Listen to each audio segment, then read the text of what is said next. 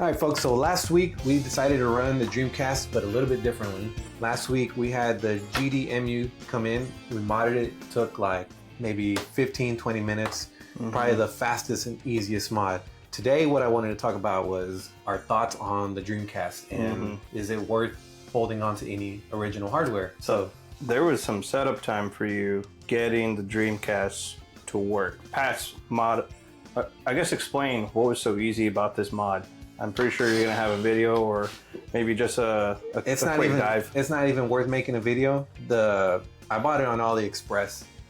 On the site, one of the clips, like one of the images, one of them is a video, and it goes over it like in a few minutes. Basically, take this thing out, or unscrew the 4 screws on the bottom, take it out. You take out the whole disk drive, take that out, and then replace it with the new motherboard.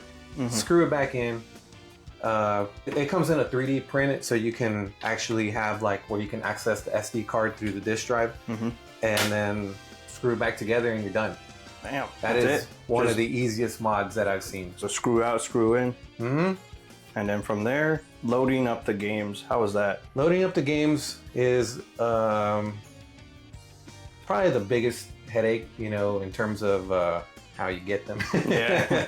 But beyond that, loading them was actually kind of a pain in the ass because if you have too many games, I'm assuming if you have too many games, it's going to take a lot longer to load. Because when we ran the Dreamcast, just to get it started, probably took like 2-3 minutes. That's a lot. That's a long time when you start up a system. I would say loading into the game and having a blank screen for at least 30 seconds. Borderline takes you out. So picking the game that you want to run is like a decision. Yes, a commitment at that point.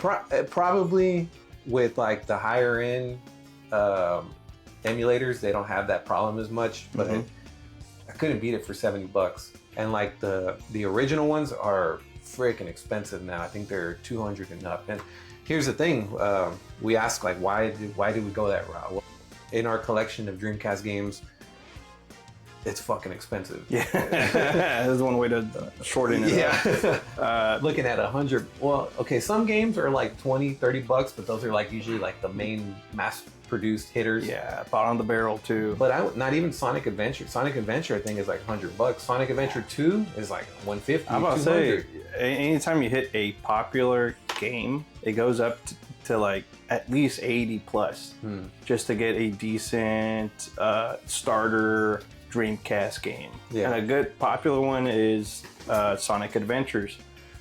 Just some type of cult following behind that game.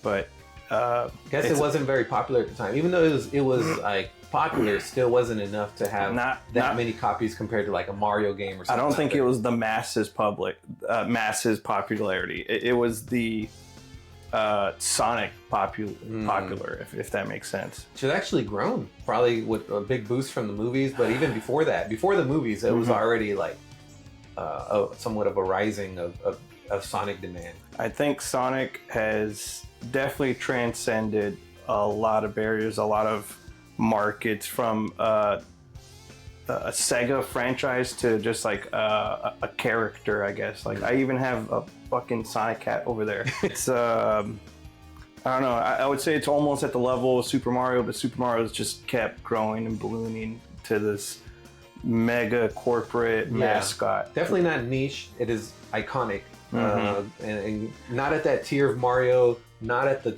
tier of Crash Bandicoot. Is like maybe a few notches down. Definitely above Crash. What happened to Crash? Just like they made him another game, and I mean, I don't know. Is it the long shorts? I question why it was even so popular to begin with. It's an okay game. It's a goofy game. Yeah. I don't know. I didn't even fall that hard into it. And then we made so many of them at the time. Well, there's like a couple mainline series Crash games, and then he branched off to a whole bunch of directions.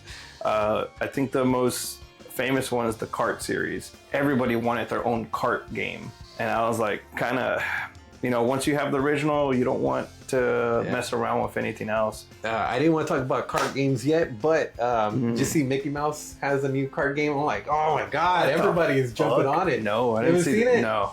Yeah, we'll talk about that later. What? Tap and go. Yeah, tap and go. The Dreamcast. I'll ask you. I know this is not the question for you, but do you think that it's worth emulating the Dreamcast? I think for the price point, it absolutely is worth emulating.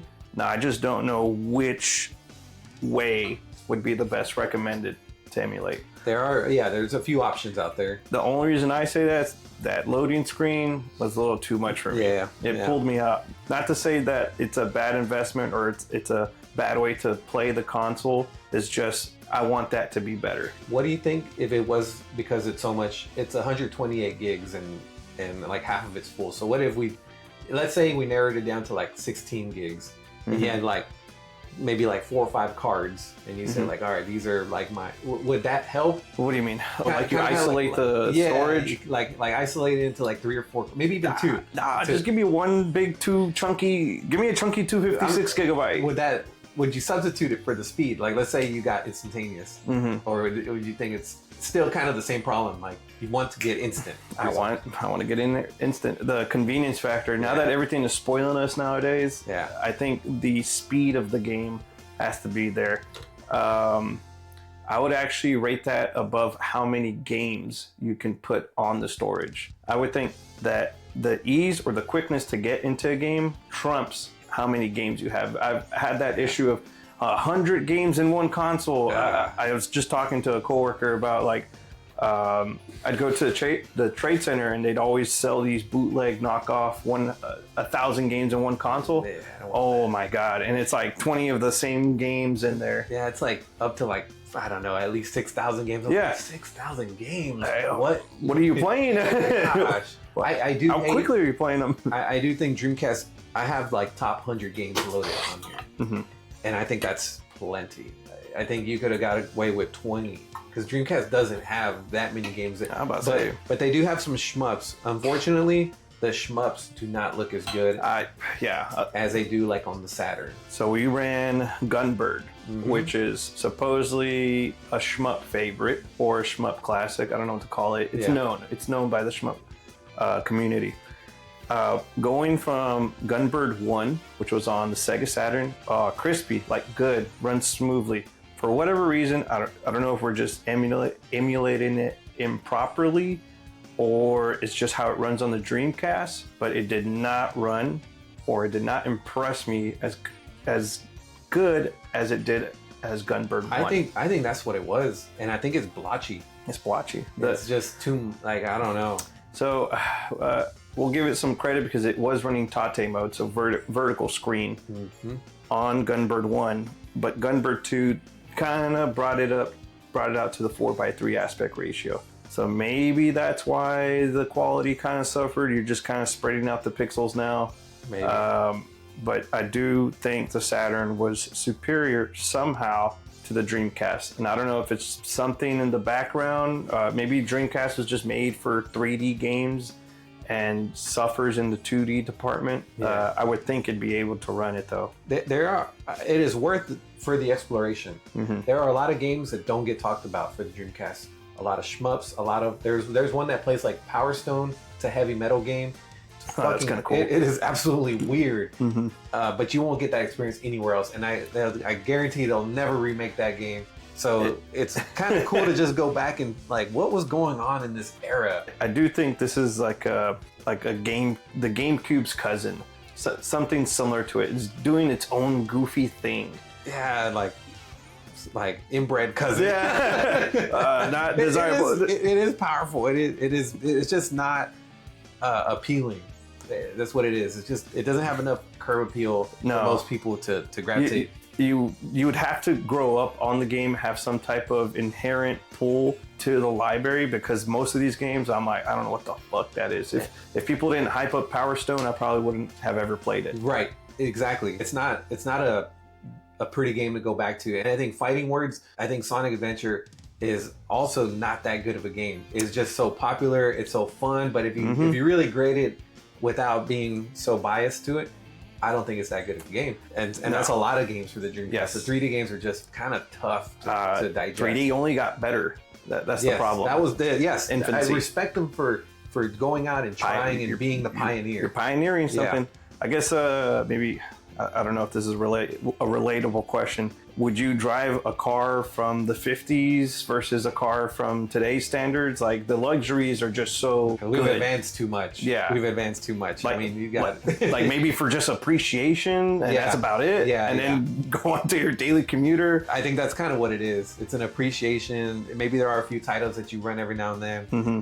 But if I had to hold this up in the Sega world, Sega Saturn is still by far the console to emulate. I keep hearing the Saturn has like a treasure trove of 2D games, and it's like once you experience banger after banger after banger, like you're like, okay, like they're not just saying this. And then there's the assumption that you play a banger on the Saturn, and then there's a part 2 on the Dreamcast, and you're like, it's gonna be good, right? I would only assume, right? No, not always. Very unlikely.